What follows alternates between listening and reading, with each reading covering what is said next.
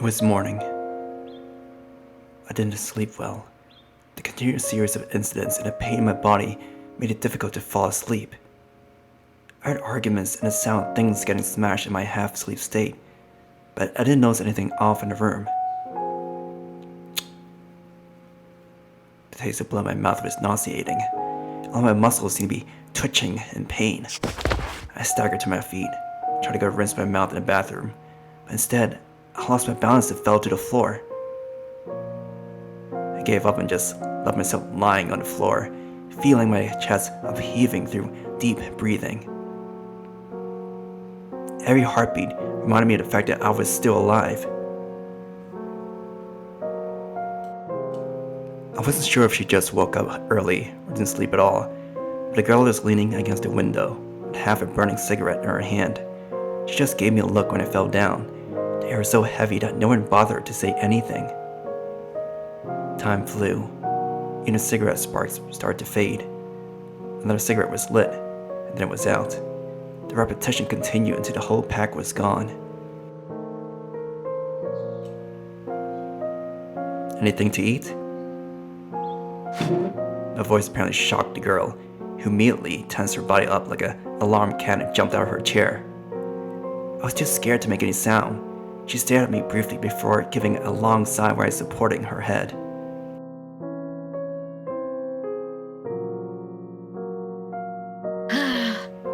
With bags under her eyes, she didn't even bother to complain.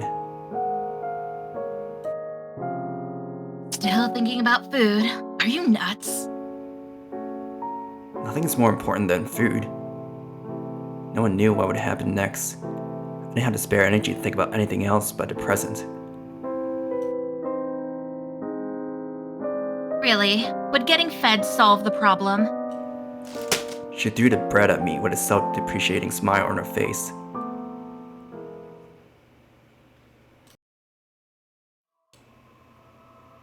So, what now?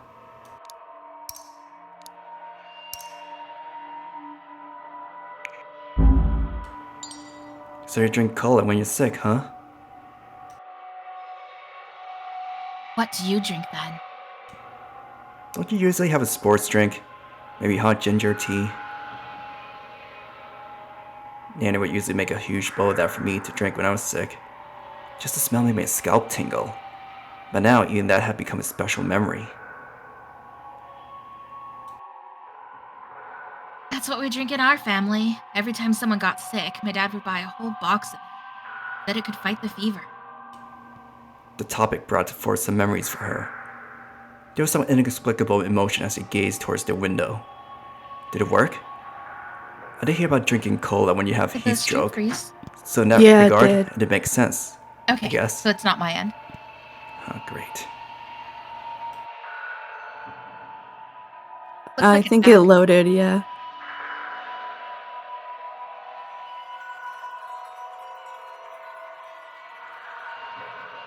Who knows? It's not poison anyway, and it's not as bad as some other sweet drinks. It doesn't matter if it works. It's just a habit. Just like some need to pray before a meal or some only smoke a certain brand of cigarette. When the behavior becomes a habit, it starts to take on another meaning, at least many memories. Looking at the side of her face, deep in thought, I realized even she had a sentimental side.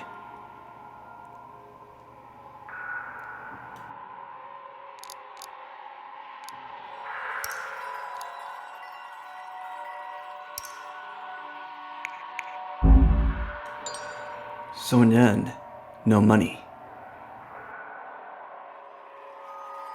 What are you trying to say? I want to say he doesn't give a crap about me. But do your research next time try kidnapping. The long wait led to this result. I could only laugh bitterly. That's not even funny. It's disgusting to become someone this heartless due to money. Well, he's a famous CEO featured in the magazine, admired by many, though. And that's why I say they're fucked up. She grunted next to the wall, looking at me with an expression of sympathy.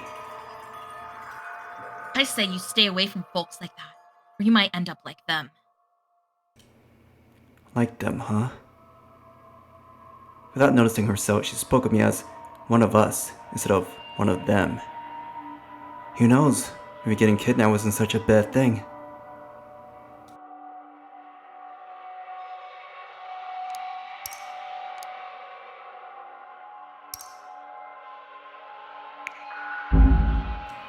So, what do you plan to do next?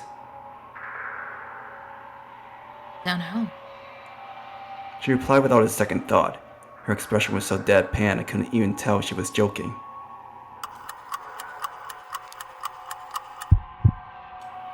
Maybe the money would come in soon.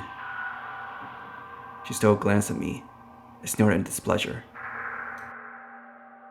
Stop saying things that even you don't believe. I'm not some 3-year-old. I do hope you sends the money over soon, though.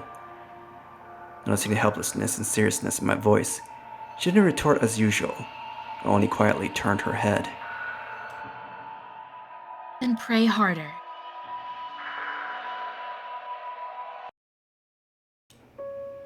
After a while, the little girl woke up as well. She sat up slowly on the bed. She looked at her sister first, then to me, then lowered her head helplessly. Whether it was her sister yelling at her or shaking her fist with an insane, nasty face, these all must be unfamiliar to her. She thought everything was under control. She thought if she listened to Big Sis, there would be money. Now she realized things were out of control. Not only would there be no money coming, they might have to face the penalty. The bubble of fantasy popped, leaving only terrifying with the reality that made people uncomfortable.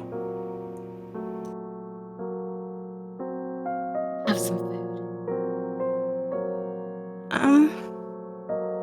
The girl passed the breakfast to her sister. The little girl raised her head and looked at her big sis, hoping to hear some words of encouragement or explanation. But there was nothing.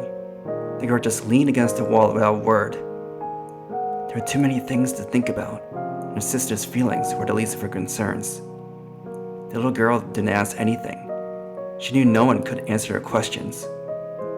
Or perhaps she only knew the answer. She started to make paper cranes after finishing the sandwiches.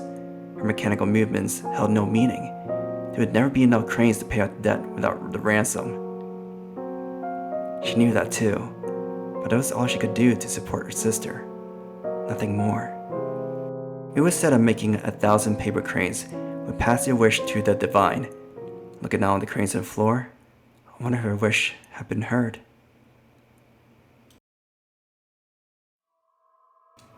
So what now?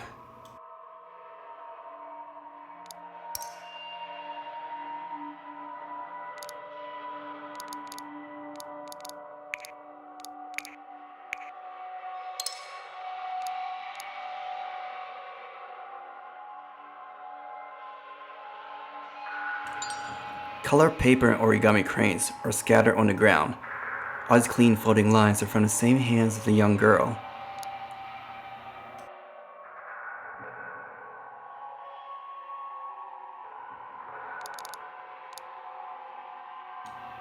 It doesn't have any use except for illumination.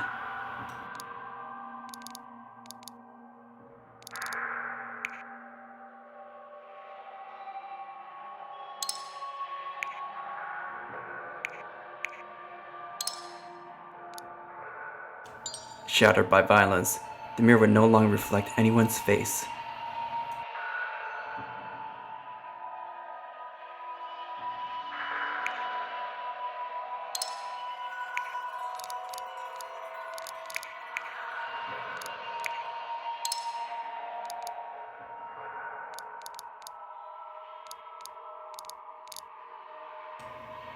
Can I burn off the rope with the lighter? That isn't really plausible.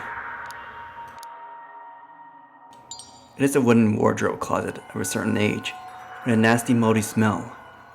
The ravages of time really messed up the door, as though one kick would totally shatter it.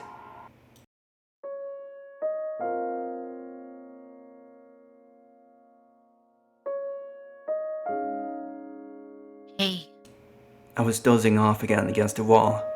She was next to me when I raised my head to her voice. I'm going to call your dad. Cooperate if you don't want to get another beating. This was the first time she had struck up a conversation with me since yesterday. She seemed to have made up her mind, judging by her determined tone. Fine. She probably didn't expect me to play nice like this, and started to examine me top to bottom with a surprised expression. I can go home as soon as he pays, right? I want to get this over with ASAP. We should have same goal here. You seem to get it. I don't care how much he has to pay. I just see it as compensation for ignoring me. How much is that worth? Her lips formed into a rare smile. She started to press the buttons on the phone. It was so fast, as though not giving herself time to regret. The little girl stopped her movements and held her breath for the upcoming developments. It was connected. Where's the money? The girl talked into the phone coldly. Anyone could sense the suppressed anger in her voice. Stop playing tricks with me. I still have your son. Do you really think I won't kill him? She was pulling her messy hair, biting her lips so hard the blood was close to oozing out. There was also a sense of panic in her tone. I'll take careful negotiation process in movies. This is more like an emotional venting session. Don't give me that crap! She got more and more agitated. Eventually, an angry fist landed on the desk and was bumping everything to the floor. The little girl looked at her big sis. I could see the fear in her black eyes. Her two hands were stiffly blocking her chest as though to protect herself. As an accomplice, she didn't have the courage to ask. She could only wait for her next instruction from her sister. Cowardice, weakness. One could probably accuse the little girl of these things. However, relying on her sister was the only way of living. The girl walked towards me suddenly and pressed the phone against my ear after turning on the speaker. Tell your dad to pay now. No funny business or you'll be in trouble. Are you alright, Hao-chun? There was a deep voice from the other side of the phone. I responded absent-mindedly, not sure what to say at that instant. Not due to familiarity or sentimental feelings, but more for the sense of distance between the two of us. Compared to father, and the kidnappers felt a little closer to me. Don't worry, we're taking care of this. Things will be fine. You really care about me? Why haven't you paid? The words got stuck in my throat. I could feel my reluctance to speak up slowly fading. Whether it was the fear of being kidnapped, the pain in my body, or the illness that weakened me, I survived all of it. Yet this voice alone made me want to scream. You're gathering the money. The amount's too high and we need more time. Stop lying. What did you say, Hao-Chen? Are you okay?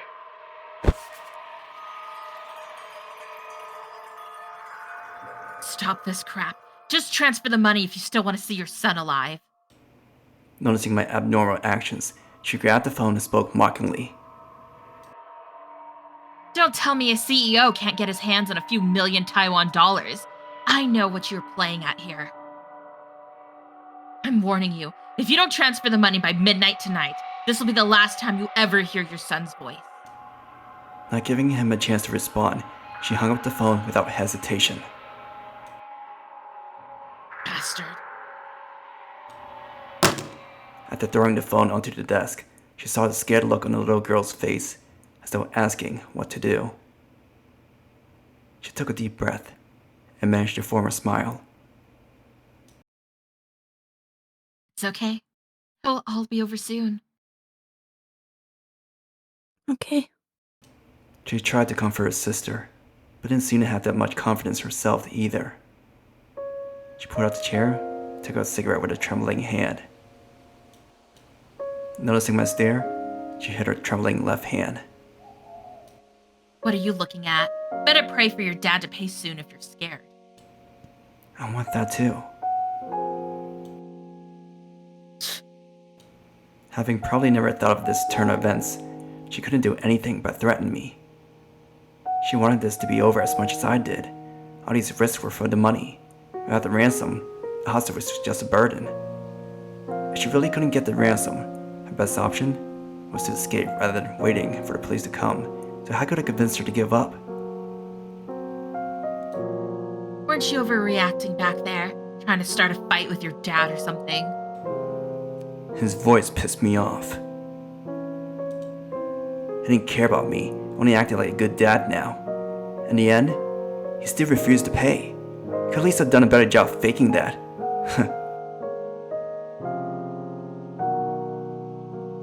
Prioritizing money over your own son. You guys are fucked up. Unable to hide her exhaustion, she swirled her head while mumbling. I didn't get it either. I thought the world was a delicate machine. It moved as it was designed. I took all great pride in it. Yet, ever since my mother's affair, I learned the machine was not as perfect as I imagined. I only discovered more problems the older I got. The rusty pieces were hard to use, and worn cogs were making strange sounds. The once great machine looked like a stupid pile of scrap. That's right, the world is far from perfect. We all live in this imperfect world, struggling for survival.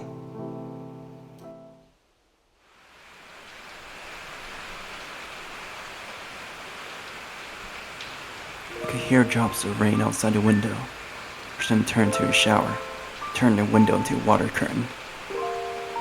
The temperature was lower now. With the cold, I could feel the cold sneaking in through the neckline.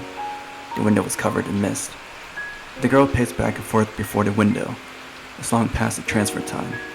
Any money transfer wouldn't be visible until tomorrow. I couldn't even wait. Something we'd done a lot the past few days. No matter how long it was, this way was still hard to deal with. So be it. I heard her mumbling when she stopped pacing. Keep an eye on him. We'll be right back. The girl left this instruction before heading out with her phone. I had no idea who she was going to call. There's no other option but to surrender or escape.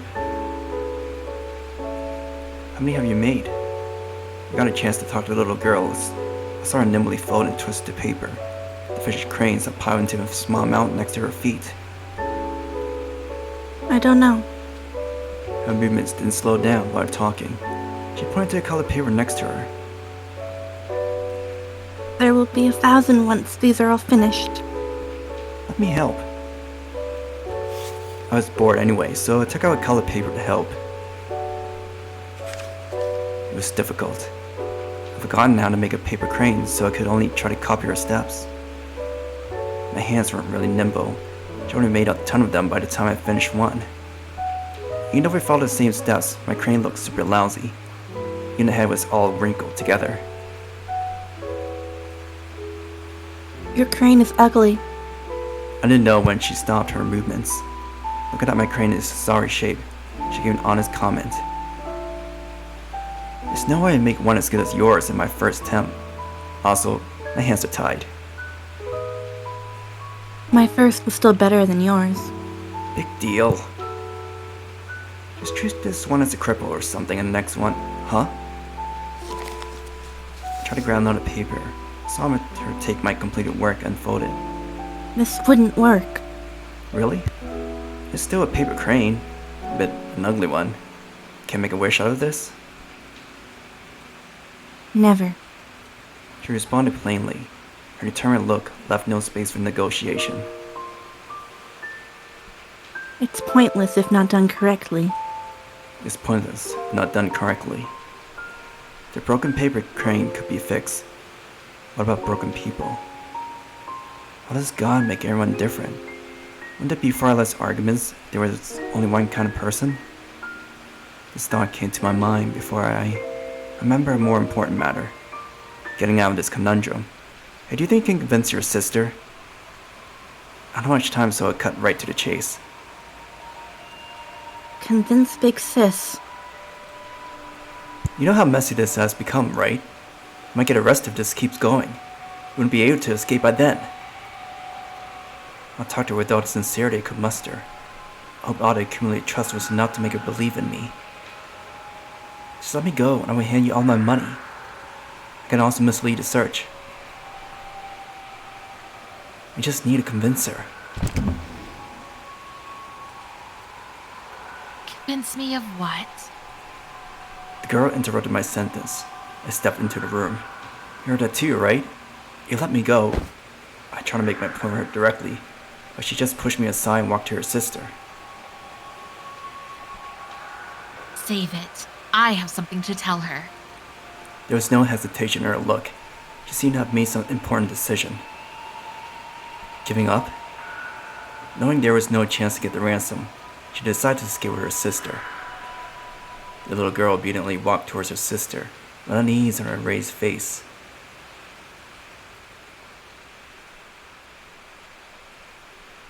Go home now. Simple words, but with a major implication. The little girl didn't move, couldn't make any sound despite having her mouth opened. Go to Miss Wang's place. I've told her about it. But... She tried to plead for an explanation, but Hajigawa's impatient response. And never come back here. Got it? what about Big Sis? The little girl helplessly squeezed out these words. She couldn't even ask why, could only wait like a convict before the judgment was passed. I'll figure something out. There's no need of you here. She said the words coldly and tried to avoid the girl's gaze. Can I stay here? Not able to get her desired answer, she sadly lowered her head and pleaded with a tiny voice. No time. She shook her head and sighed. Ignoring her sister, she started to pick up the paper cranes and pack them up. 1, 2, 3. She held the paper cranes and with a simple movement, they all fell into the plastic bag.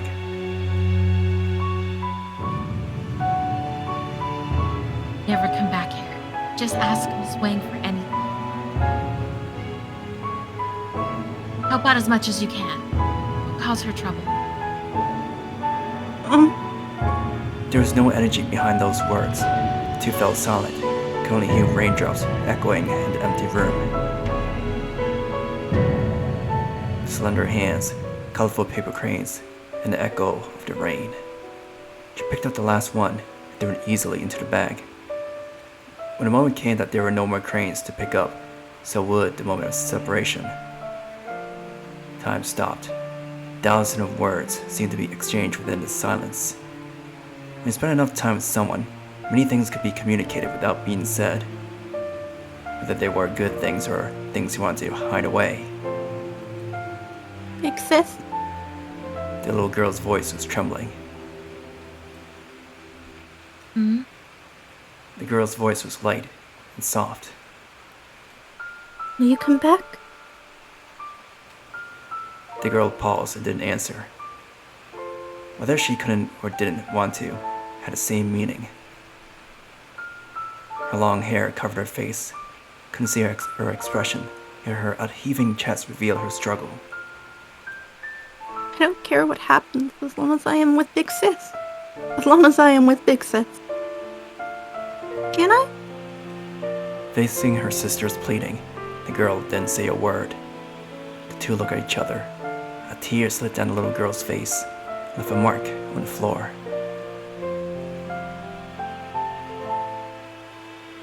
What are you crying for? I'm not dead or anything. The girl lightly patted her head, with a soft smile on her face. Take care of yourself. I will be back when this is over. Seemingly losing the power of speech, the girl just nodded, yet the tears didn't stop falling. Off you go now. It's late and it's raining. Watch that you don't slip when you're walking. The little girl didn't move until her sister gave her a push, gesturing for her to plead quickly. Before leaving, the little girl gave me a look, a sense of despair and pleading in her eyes. What does she want me to do? Ask her to give up? Or convince my father to pay? Could do neither. All I could do was wait. I was left alone in the room, accompanied only by the rain as I listened to the sound of them walking down the stairs and awaited the end.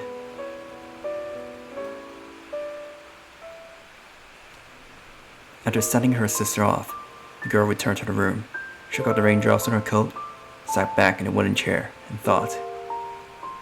She appeared to be much calmer after making up her mind. She tilted her head, looked at the rainy night outside the window. The lower eyelids gave out a sense of serenity. No smoking? What? You want one too? Nope. I thought there would be scolding or teasing, so her plain reaction was unsettling. Why are you making that face? I thought you would be mad. What's the point of getting mad? Waving her knife, she seemed to be more direct without her sister's presence. If beating you would make your dad pay, he would have been beaten to death by now. Not really convincing from someone who beat the crap out of me yesterday. Shut up. After contemplating, I figured now would be the best time, talking to her one-on-one without concern. Hey. Can you just be quiet? I have a proposal. Not interested. Just let me finish. Hearing her unhesitating rejection, I sighed awkwardly. It was as though seeing her smirk somehow made me feel a little more relaxed. 03753162. Huh? My debit card password. The one in my bag. That for? Her dark eyes stared at me in confusion. She tried to figure out my intention. There's about 700 to 800k in the account. Take all the money in it. You can drive me there if you think it's a trick. The situation had changed since the first time I brought up the proposal. She didn't have a better option. She knew the chance of getting the ransom was low. That's why she had let her sister leave first to keep her out of trouble. Go wherever you want once you get the money. You just untie me and leave me here too. You want money, right? It isn't much, but that's still more than the millions of Taiwan dollars she would never get. Fearing that I might trigger her pride, I hesitate on what to say. Still better than going to jail? She had guessed my thought from my hesitation. Finishing my sentence for me, she burst into laughter. I could see a strange light in her eyes. What's that? Are you pitying me now? No, it's not that. Since it had come to this, I didn't bother to sugarcoat my words. I decided to tell her my true thoughts. All my understanding from days of interactions and questions that troubled my mind. Why can some people hire a private tutor when they didn't even have a chance to take classes? Why can some people talk about delicacies and don't even have the money to have a proper meal? You're right, society is unfair. I repeated her favorite line. There was no emotion, just a factual statement. Rich people can hire tutors, and the countryside doesn't even have enough schooling. Some people have parents who figure out their career path. They can become managers regardless of their capability or personality, while others will never climb up the ladder. They keep saying there's no discrimination based on upbringing. Everyone has a chance through effort. So-and-so started a whole business on their own. But it has nothing to do with effort. Why would some people have to put in more effort to succeed? Where's the fairness in that? If I didn't have enough food and had to deal with debt, I'd have done the same as you. I wasn't trying to justify the crime, but perhaps people didn't have the right to condemn them from higher ground. They kept saying things like, why is society so messed up? Or, you shouldn't commit crimes no matter what. I refused to help them. They attributed all their successes to effort, while all their failures came from the environment or luck. It's nothing but arrogance when those people who live a carefree life condemn others for committing crimes for the sake of survival. I am just lucky. I shrugged and concluded. I didn't kill or rob someone, not because I have a better sense of justice or integrity, because I'm lucky enough not to have made that choice. Probably not expecting me to say all these things, she looked at me, speechless. Blank cast light on her face. She wanted to say something, but after a while she just sighed.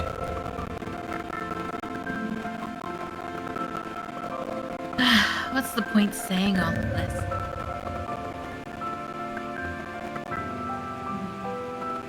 So even if you realize it, what would that change? Or do you think saying that will make me feel better? I'm just telling you my perspective. You don't want this life, right? You want to live with your sister, right? Her body shook at the mention of her sister. In the end, family is the one thing she couldn't let go of. I don't know your past. You would end up becoming a kidnapper if they had a choice. You should hide once you get the money. I won't tell anyone about this. Don't even know if I just bullshit everything. No way it would go that smooth. Still better than waiting to be arrested here. I directly interrupted her. She didn't retort. I think the cops will keep looking for you, so you have to figure something out. I shrugged and told her the truth. Kidnapping was a public prosecution crime. There'd be no trouble no matter what I said. Do you trust me? The sound rays started to die down. There was only silence in the room. I could tell the girl was struggling next to the window. When I proposed this to her, she said she couldn't trust me. She had no insurance in letting me go. She couldn't do anything if I broke the promise. And the condition for this deal to work was that she could trust me. And then she didn't feel there was much to tell these people who were nothing but rich-hating whiners. However, I realized we weren't that different, as for our upbringing and education. We could still understand each other through communication.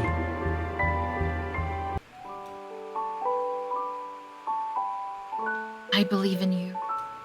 I finally heard her response amidst the rain. But it's too late for that. There was determination in her cold voice, different from her initial look of panic. She now seemed to be calm as a lake surface. Too late? Noticing my expression of disappointment, she smiled and turned her face back to the window. I said it before, didn't I? It was too late since a long, long time ago. My tensed up body fell backwards like a broken spring. All the hyped up emotion cooled down instantly, as if I'd been drenched in cold water. It's far more frustrating to successfully convince someone, but not being able to change anything, than not convincing someone at all. I didn't know what her goal was. Why wasn't she willing to concede? Know there'd be no chance to get the money. She couldn't wait any longer before the police came. She should just trust me and wait till everything has blown over. I yawned tiredly. I've been doing much, but her emotional rollercoaster and illness had made me exhausted. Just sleep. Noticing my tired expression, she covered herself in a blanket, turned off the light, and sat next to the door. It became pitch black in the room. There's no starlight or road lamp. Couldn't even see the room clearly. I decided to break the silence. Please don't just pack me up and dump me on top of a mountain. A great idea. I will keep that in mind. If you're going to do it quick. Run and die instantly, then suffer through it. You're such a weirdo. That's not a compliment. It isn't. Both of us fell silent. The rain started to get heavy again, as though it was never going to end. Still awake? Didn't hear a response. I could feel a gaze somehow. I know you changed your mind. Right. I heard that nonchalant response after a moment's silence. I could vaguely see her through the darkness, sitting against the wall, facing me. I see that her eyes were looking somewhere past me, In that instant, I wanted to know, what kind of future did those peoples reflect?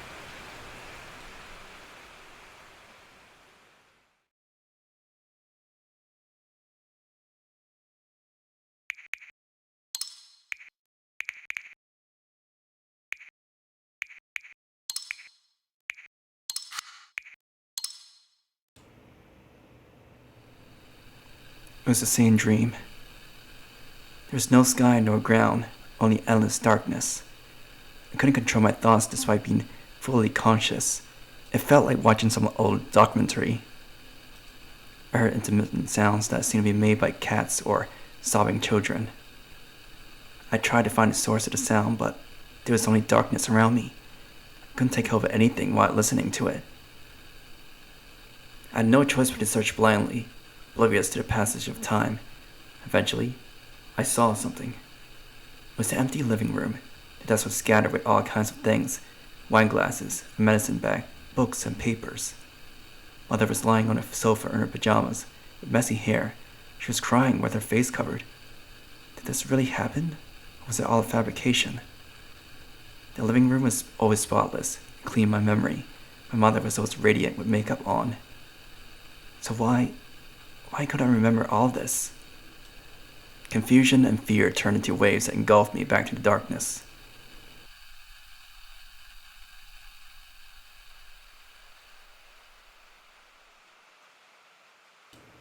I could vaguely smell the familiar cigarette scent and opened my eyes amidst the seemingly never-ending rain.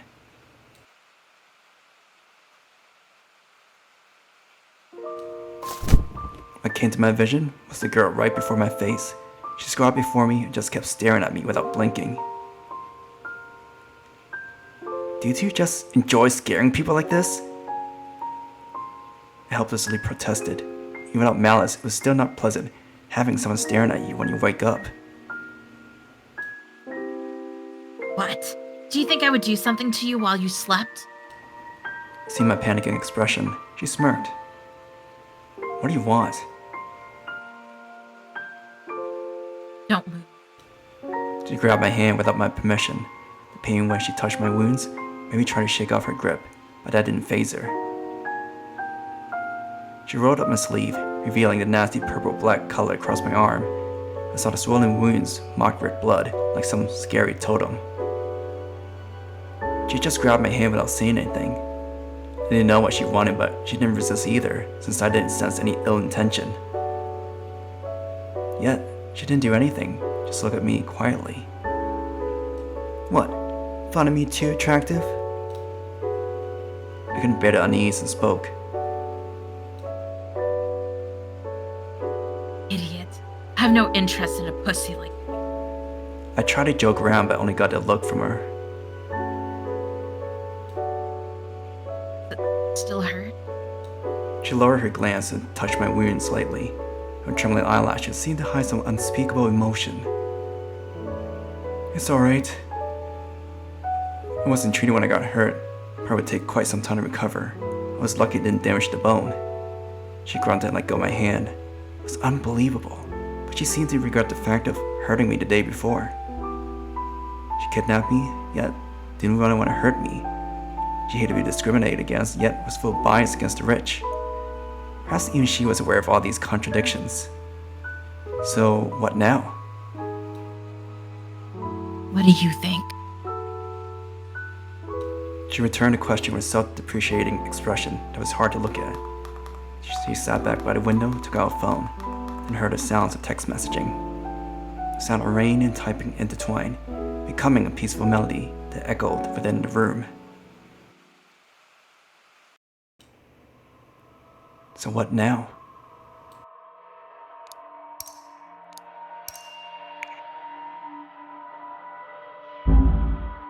So I heard you're a straight-A student.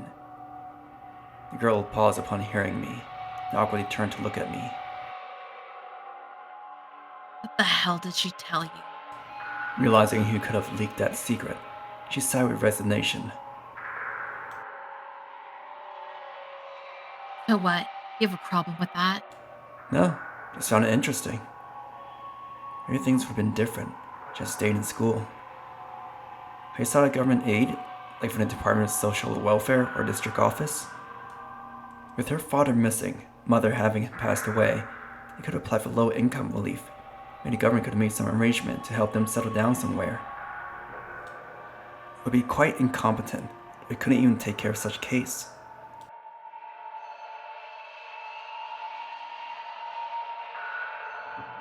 Not qualified. Not qualified? Do only those who everyone else in that family is dead count or something?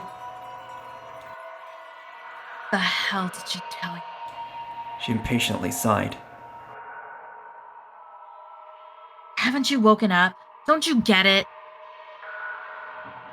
Those sitting in their office chairs, those that make the laws, think everything is in order and organized. Poor people can apply for low income. People in debt should file bankruptcy. The law only seems to protect everyone. You keep saying, why don't you do this and that? There must be another way. Well, if the world is really that nice and dandy, why do I need to kidnap you? Maybe. Save your breath. We know what reality is like, unlike you who live in a dream, thinking all those crimes are just special cases. Just wait. As long as you keep thinking like that, those cases will never disappear. Finishing her declaration, she shrugged and started laughing.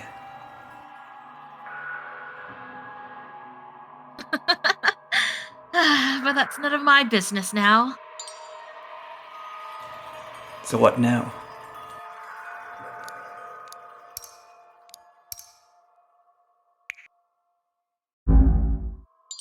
Do you still keep in touch with your dad? Hell no. I don't even know where he is. Right. I guess he's probably hiding somewhere abroad. Nah, he's not that rich, and none of his buddies are that nice. He's probably just hiding somewhere, picking up some part-time jobs here and there. And just muddling along with no thought of tomorrow. Or maybe he already kicked the bucket. Oh? I didn't expect her to describe it so vividly, as though she saw it herself.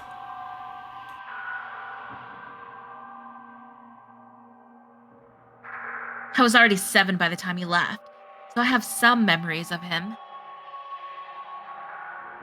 He wasn't one of those rich people, but somehow thought he could make as much money as them anyways. He always boasted about what our lives would be like once he got rich.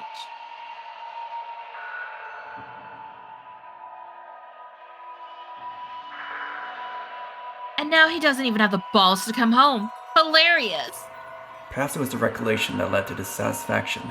In contrast, the little girl didn't seem to care as much. Perhaps even she didn't notice herself the sympathy and pity hidden deep under all her complaints. So, what now?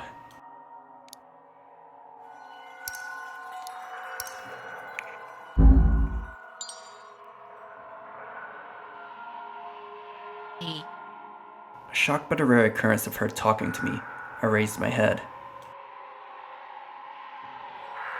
about what you said yesterday. She pondered a little and breathed out white smoke. There's some warmth in her eyes. If there were more people like you, perhaps it wouldn't happen.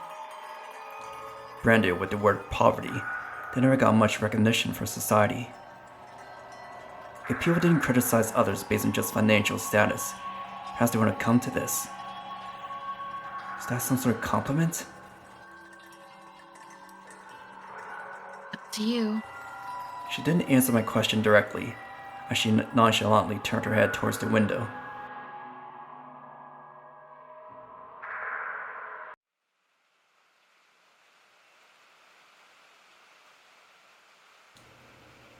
Got the money? No. She gave a straight answer without a change in her cold expression. She put the phone back in her pocket and looked at the scenery outside the window. Then she spoke calmly. Doesn't matter. Made up my mind. Made up your mind? Hearing the implication within those words, I tried to confirm with her. Uh-huh. She grunted in response, keeping her gaze focused somewhere far away. On what? Stab me and call it a day? How perceptive of you. She flashed a naughty grin at me, to which I could only reply with a bitter smile. It wasn't a funny way to try to joke about this sort of thing. You're surrendering yourself, or did you find somewhere to hide? I couldn't think of other options, yet she only shrugged nonchalantly. You'll find out eventually. And it makes me even more concerned. I didn't think she would end my life, yet her strange calmness made me nervous. If there was a backup plan, then she wouldn't have been panicking the days before. Why is there such a great change of attitude overnight? Like a tune without harmony, the dissonance slowly expanded in my heart. I never believed in overnight enlightenment. Hearing someone say how to realize the truth of the world and get a new life after joining some cult was more unbelievable than the plot of a bad sci-fi film. If a value held true for decades could be changed with a few words, then what's the point of living? Hey, something just didn't feel right the more I thought about it, so I decided to figure out what she meant by making up her mind.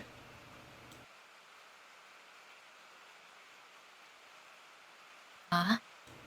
What do you want? Seeing through my attempt, she laughed. What? Scared? Shitless. I'd rather have some time to prepare myself mentally, like saying a prayer or leaving my will. You were religious, man. Not really, but might as well before my imminent death. Going to hell anyway for saying that. She changed her pose against the wall, and her gaze hadn't left the phone while answering me. Her behavior only confused me even more, so I decided to change the topic. Where we go after getting the money? Anywhere. Taiwan is a Still staying in Taiwan? I thought she was prepared to go abroad and hide there till it was all over. Where else then? She asked with one eyebrow raised.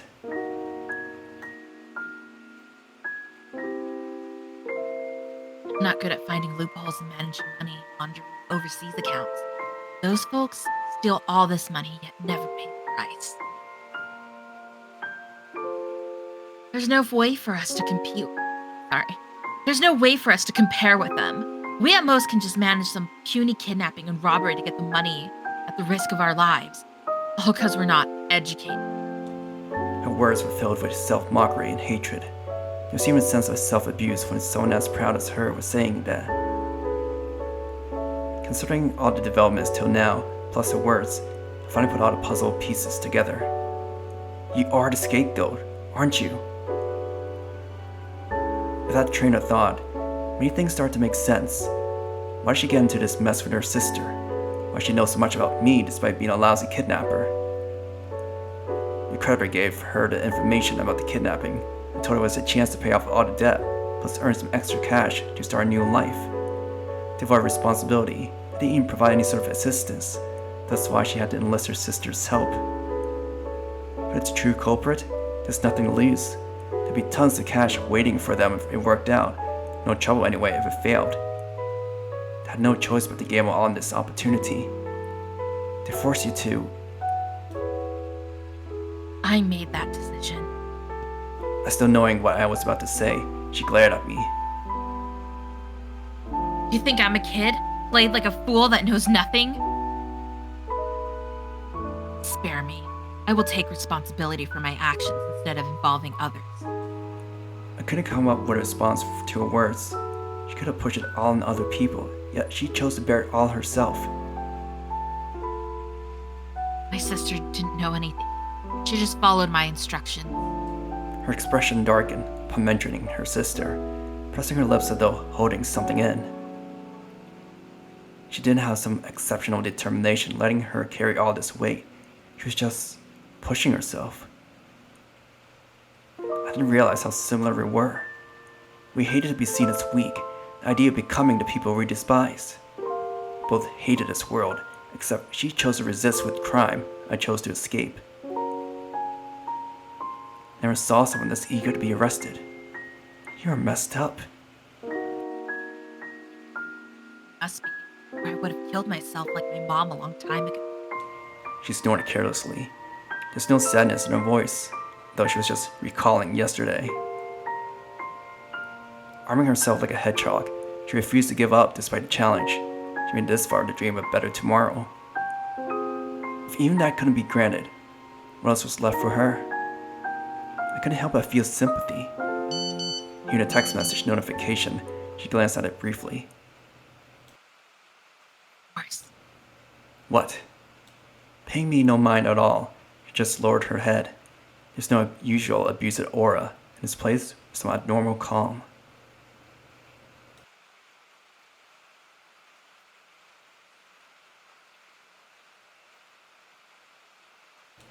She closed her eyes and sighed, and started dialing. Who are you calling? None of your business. Where is the money? She cut right to the chase and kept going before getting a full response.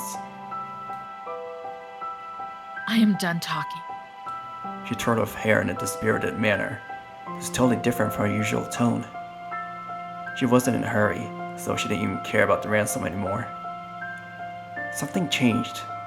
This sense of unease weighed heavily on my chest. I used to be able to somehow guess her thoughts, yet I still couldn't figure out this crucial decision that she had made.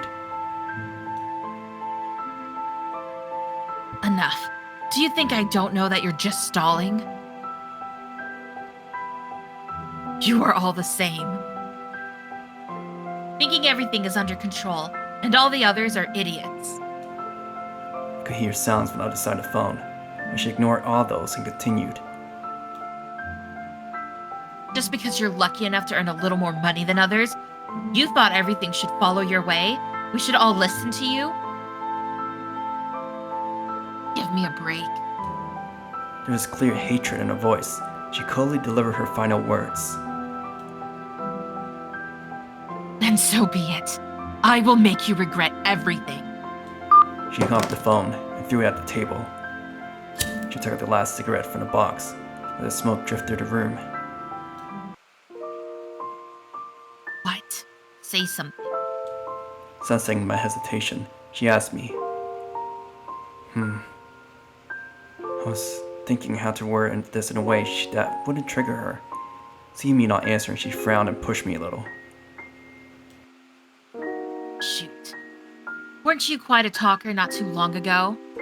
Well, I learned my lesson. That's what humans are good at. I warned you from the start, but you didn't listen. So did you give up, or what?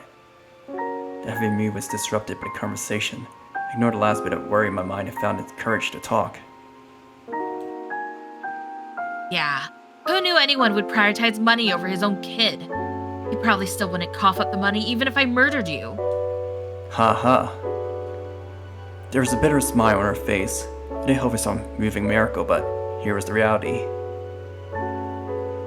Without trust between the two parties, there'd be no negotiation. Even if he paid the money, the kidnapper could still break the deal. There's no insurance for the family. It was the most logical and accurate course of action, yet it made my heart ache like some bug bite. So, am I free to go? Who said anything about freeing you?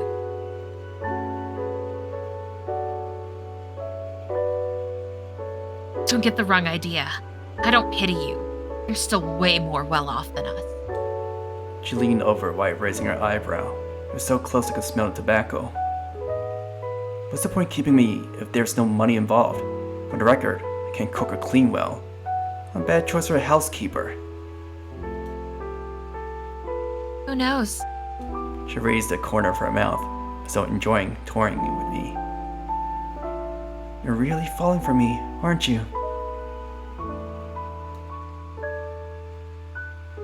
Maybe in another 10 years, rich boy. She squatted while replying. I started to tighten the rope to make sure I couldn't get out of it. Is this still necessary? rope rubbing my wounds created a new wave of pain. I couldn't help but complain about it. I need to head out. You just wait here. Hey, when will you be back? Why would you need to go to the toilet? Hold it. Hold it then. I'll be back once I grab a few things. Grab what? Have fun guessing. Ignoring my protest, she left. What was she thinking? Hearing her footsteps getting further away, I couldn't figure out the current state of events. I could do anything but sigh heavily. I was by myself in the room. No one would hear me no matter how loud I yelled. My limbs were tied up so tight I couldn't even stand, let alone escape. I started listening to the rain out of boredom and waiting for the passage of time in silence. I suddenly realized how pessimistic I had become. I wasn't scared as much as I used to be, nor focused on escaping. Realizing this was coming to an end, I had given up even the desire to gamble. If I were you, I would have done the same thing. I remember a conversation from last night. I said with full honesty after understanding her helplessness and anger. Even in the 21st century, we still live in a world not so different from the past where your upbringing was destined at birth. Despite all the claims of freedom of choice and competition, we're still born different. Look at all those rich folks having a headache over a business problem. Are they truly happier? Those who fail blame it on the environment, while those who succeed credit themselves. Using those vague words to numb yourself, you can choose to ignore the unfair world around us. Normal people would just gripe about it briefly. How much hatred could someone who had difficulty in having a normal life harbor? I sighed in depression. The hot breath turned to white smoke and freezing air. Wrong. Perhaps we all know about it too well, but we only chose to tell ourselves these lies since we couldn't change it. Just like now, I couldn't change anything even though I understood their pain.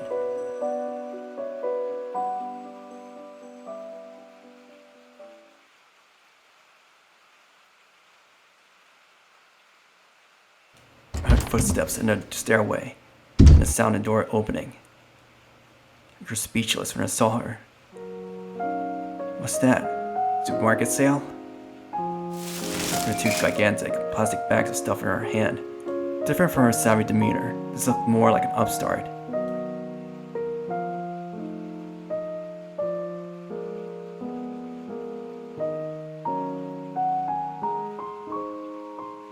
She took out my bag matter-of-factly, left it on the desk after whirling it a little.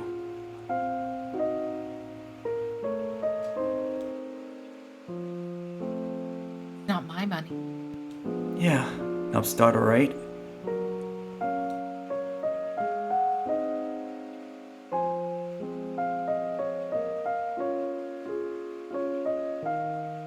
So you're staying away.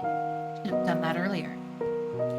She tilted her head, apparently not used to seeing me this obedient. What else could I do? Crack my head against the wall? That would have saved me the trouble. She dumped all of the food on the desk, as though she just robbed a convenience store, clean. The other bag was all alcohol. All sorts of beers, cans lay on the desk, more than enough for two.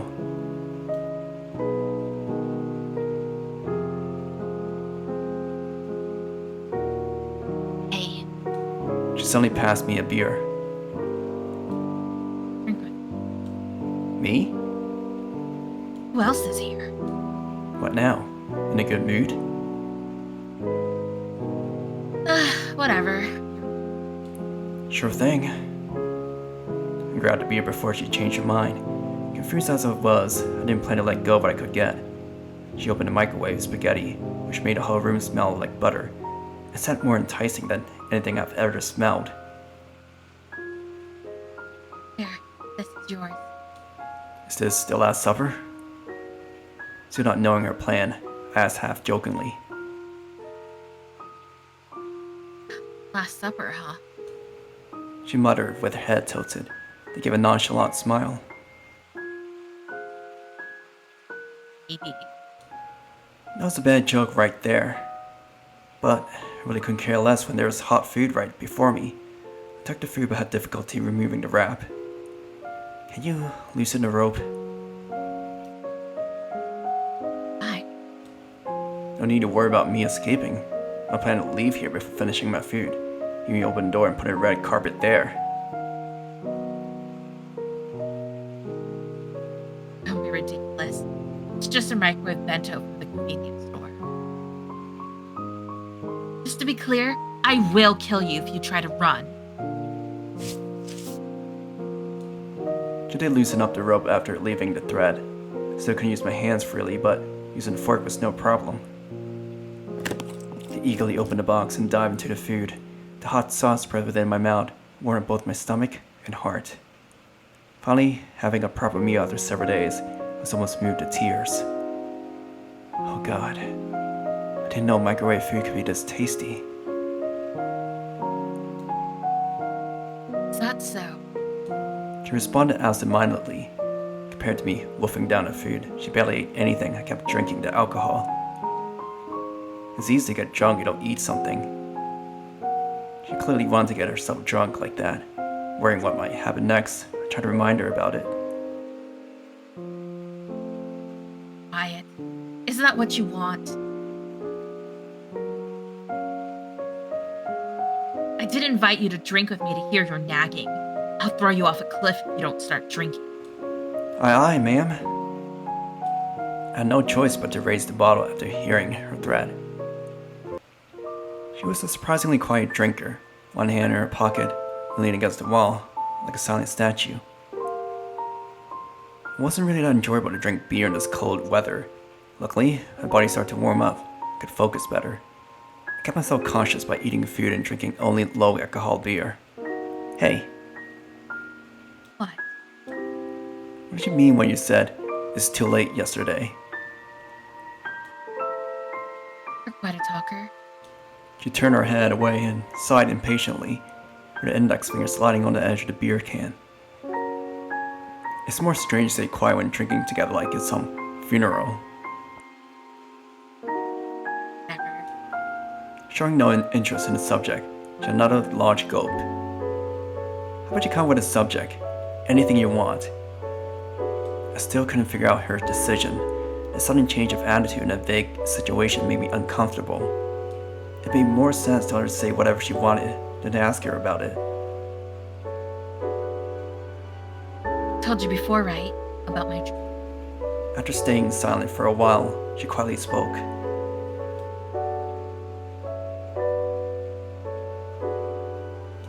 She threw the can to the ground once it was empty, making a clear clanking sound. Your money won't change anything. She said quietly. There's no anger in her voice amidst the rain, only powerless acceptance.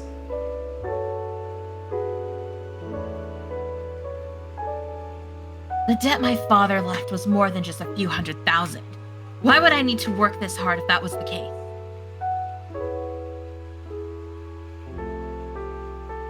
Your money can only pay for the accumulated interest at best. It's pointless. Still need to keep working. It would never be enough. Look at me like that. I don't need your pity.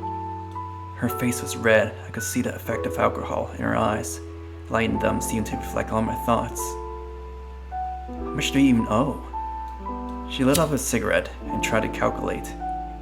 She gradually breathed out the smoke, then shook her head. I can't remember. But it's an amount I couldn't pay off even if I worked day and night all my life. She picked up the can and waved it left and right. She seemed to be figuring out what words to use while listening to the sound inside the can. The weak lights shone on her face. She looked extra miserable from days of stress and fatigue.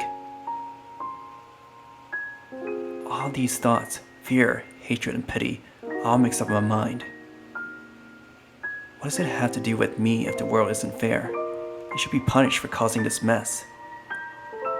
Even once I understood that this whole thing wasn't just her problem, I still had these thoughts every once in a while. Locking them up wouldn't solve the problem, not changes to the social structure, There would always be new crimes. Yet, so what? We ought just focus on the problems before us and wish these people would disappear. Rather than worrying about the faraway future, we care more about the present, where we reside. The alcohol spread within my mouth was too bitter to swallow. You know what I'm scared of the most? I waited for her to complete her sentence. I'm afraid of seeing myself having the same exact life for the next few years, or next decade, till death. It would be like making all this money for others like a slave. I'd rather just gamble it all than this. Otherwise, I'd rather just die. I can retort, where there's life, there's hope. Felt some pointless mockery. She had moved on to the next bottle. I could feel the strong alcoholic scent from her and her warm breath. Want to be drunk, want to forget everything, want to let it all go. I could tell all these without even asking. They kept coming to our place after Dad left, smashing wine bottles, leaving paint on the wall, anything you can imagine. They even forced me to help out at a nightclub when I was around 12. Those rich people really have some fucked up fetishes.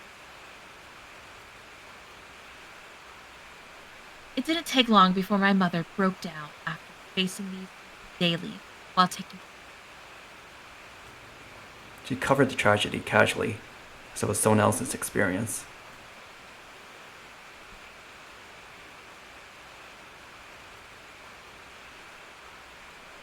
You know what she told us before committing suicide?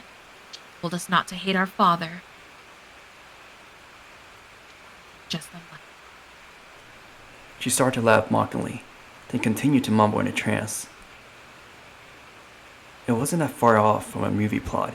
There were tragedies around us, but it never came to our attention till we were affected.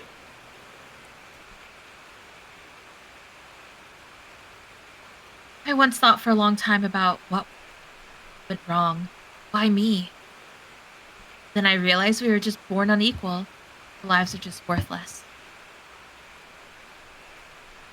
If there is a God, then fuck him. How dare those rich people look down? By what right can they tell us to use our brains as though they're the smart and successful ones? She got more and more agitated, trying to let go of all the injustice in her heart. What's so special about them outside of being lucky? What could they do if they lived the same life as me? The wine bottle smashed into countless pieces on the floor. Death, the kidnapping, separation from her sibling, all these things finally got to the girl. Her suppressed emotions all came out like a collapsed den. She panted heavily and couldn't calm down her upheaving chest. All I could do was look at her quietly, without saying a word. She took a step back, then collapsed to the floor, against the wall like a wrecking ball. I want to start over. Her hands hugging her legs were shaking, and there was sobbing in her voice. It was the first time I saw her this fragile, like a carefully crafted glasswork.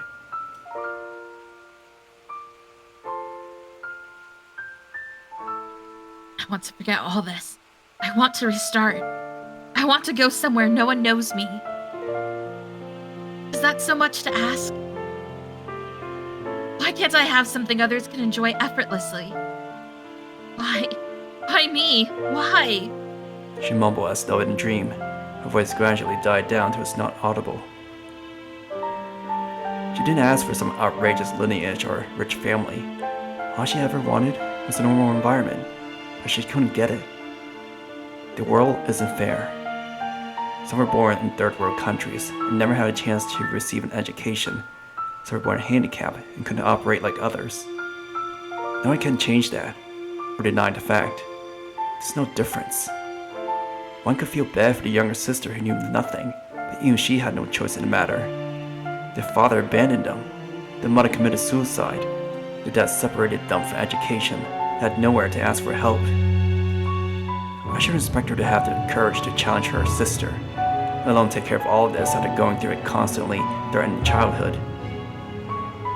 Age doesn't determine if one should take responsibility, but if one possesses the respective power and knowledge, we could scold her for making that mistake. What if she never had a choice in the matter? Breathing out some white smoke, quietly sighed. You want to restart your life at a place that no one knows about you? That's impossible, and you pay off the debt. We were born with too many stigmas: gender, race, looks, family. Do not leave you just because you moved somewhere else. That's so. She replied nonchalantly. There's regret in her voice. How could these people get help? How can this unfairness be changed? Not wanting to ponder questions with no answer, I drank off from the bottle, like her. Just had to worry about that once I was out of here.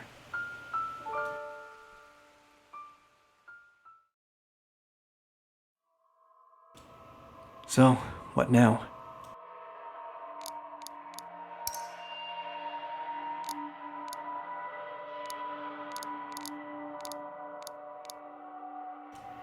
Is it really comfortable to sit on this type of chair?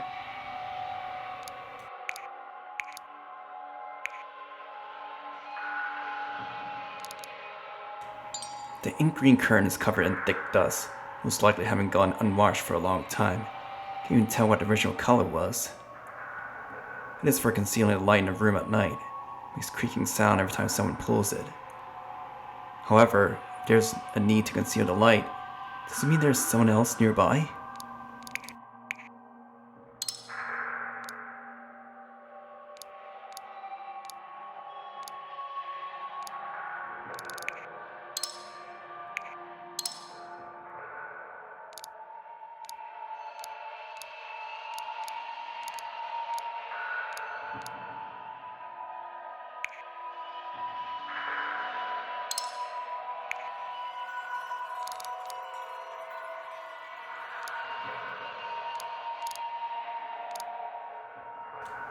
Even without the packaging, I can still tell the medicine on the table are sleeping pills. There are quite a few in the house.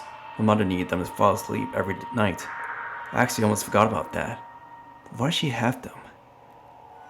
Why'd you buy so many sleeping pills? What? You think I'll poison you? Her response rendered me speechless. She couldn't help but start giggling.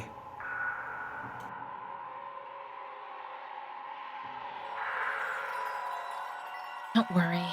There are more efficient ways to kill you. There was a smile on her face, but she mysteriously averted her gaze. So, what now?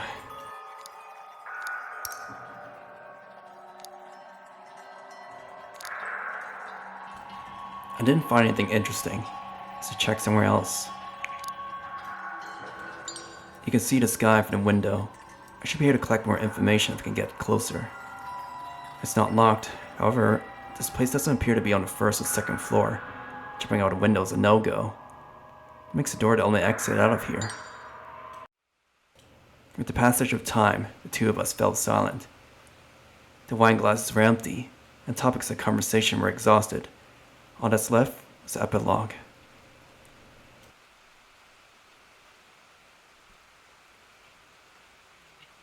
Time to end all this. The girl put down the can and walked towards me with a kitchen knife. She didn't even seem to mind the glass shards on the floor. The edge of the knife pointing at me flashed with danger. A simple push, and that would be the end of my life. She stopped suddenly. Her hands weren't trembling, nor did she seem confused. She just observed me calmly. The rain echoed in the room, along with the shallow breathing of the two of us. You scared? Are you going to kill me? I stared right back into her gaze. In the darkness, her eyes shined like stars. In those eyes, I saw myself, exhausted, but fearless.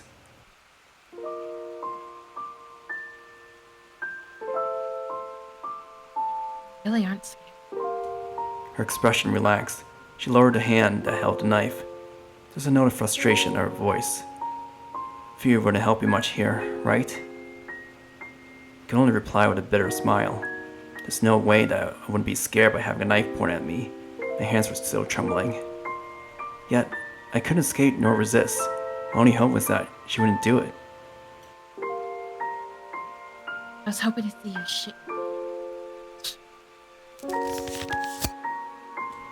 She cut through the rope around my legs. After finally receiving freedom after all these days, I found the sensation extremely unfamiliar. I eagerly tried to move my legs. There were bruises where the rope used to be, as though they weren't part of my own body. I stood up while supporting myself against the wall. Finally, looking at her from the eye level, I realized she wasn't actually that tall. She still pointed a knife at me. The dim lamplight lit her exhausted yet determined face. If you really feel there's no difference, please help me. As you said, you're just unlucky. They are just unlucky. There was something off about her words, but I couldn't really tell what it was. The alcohol made my mind numb. Now go. Follow the road and you will find houses in 10 minutes. The weakness on her face disappeared instantly and changed into her usual cold expression. What about you? I still couldn't believe she would just let me go. I have something else to take care of. Something else? None of your business. Get out before I change my mind. She decided to say nothing more and just stared at me. Was she planning to run? Would there be someone helping her? Neither option seemed likely. Are you nuts? Do I really need to force you out? I still couldn't figure out what was wrong before she started to rush me. There were many pieces hitting my mind. I couldn't pinpoint the problem. Might be strange for me to say this, but I hope your dream will come true. It will. She smiled lightly with a bizarre confidence. Whatever. Leaving those questions behind, I stepped forward. My joints felt stiff, like rusty metal. Every pull of my muscles led to a sore sensation. A small, dusty room and its moldy air. Would I remember this place, or forever forget about it like a dream? I took a deep breath, pushed open the door, walked into the rain without turning back. The heavy rain almost instantly soaked my clothes. I couldn't help but tremble from the cold and could barely stand with my twitching thighs. One step at a time, I could barely tell what direction I was headed this late at night. Rain also fogged my vision. The thick bushes cut my skin. This walk felt like an eternity. Was I on the right track? Should I rest? There were all these doubts and questions in my mind, as though they were part of some scenery in a dream. I, seeing borderless world of darkness, would engulf everything.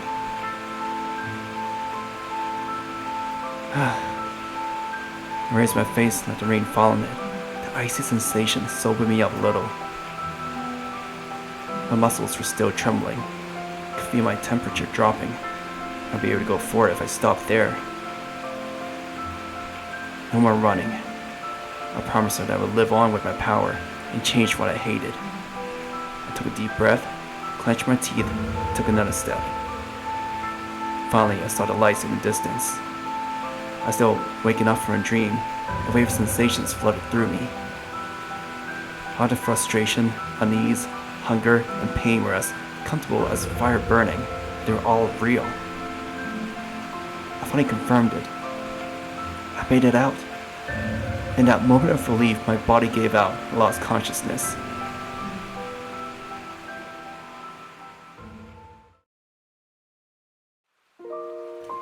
They say rain is the tears that God shed for the heartbroken.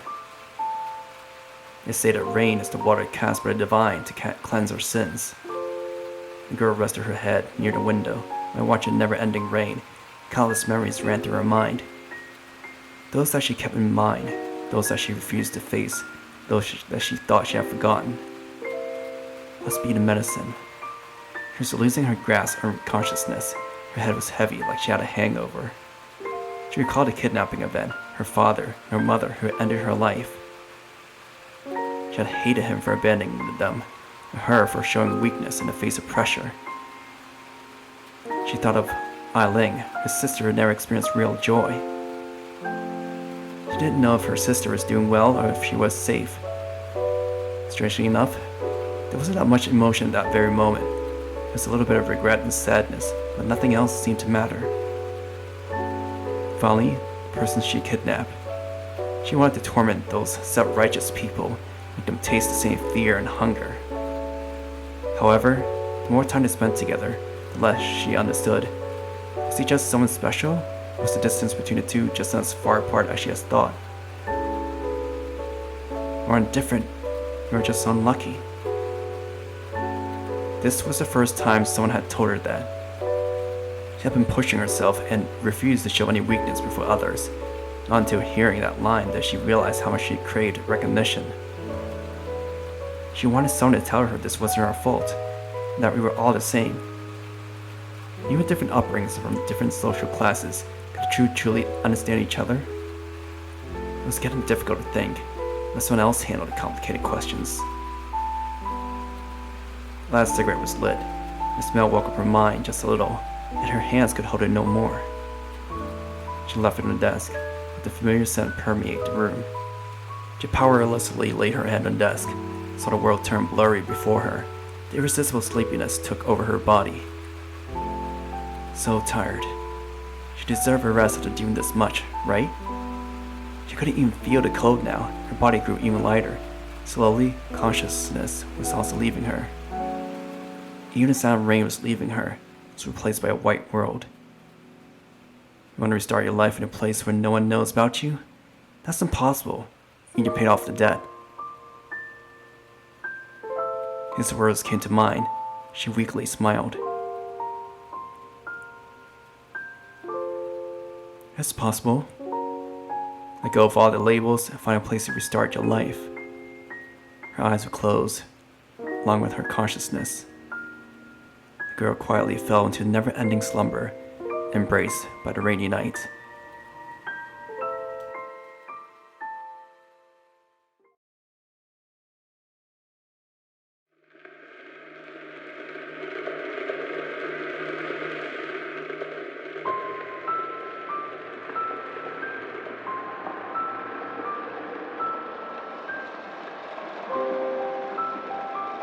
That seemed like a bad ending. Well, I escaped at least.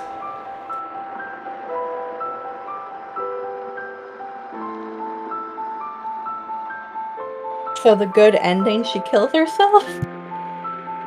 Oh, it seemed like a painless death.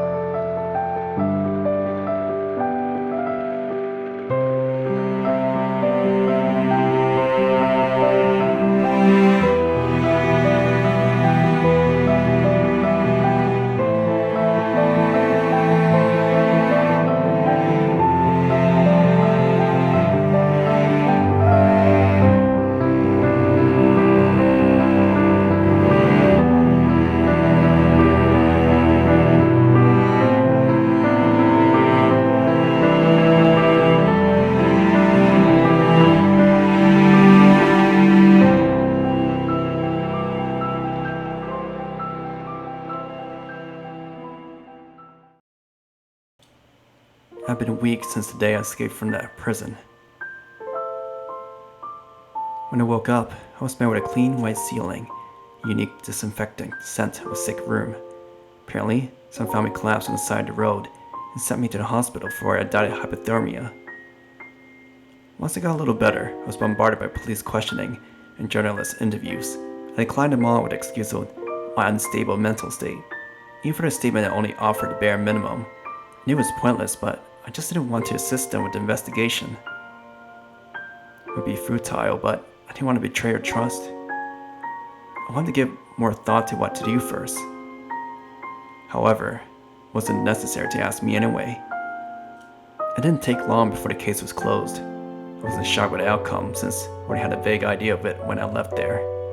However, I somehow felt something was lost. It was a bizarre sense of emptiness, as though someone had gouged out my heart. She wanted to start a new life, so that's what she meant.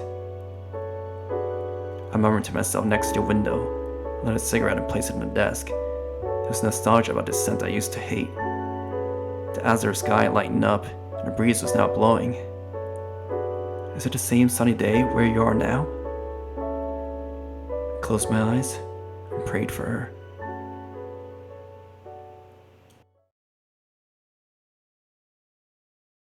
Ending 1.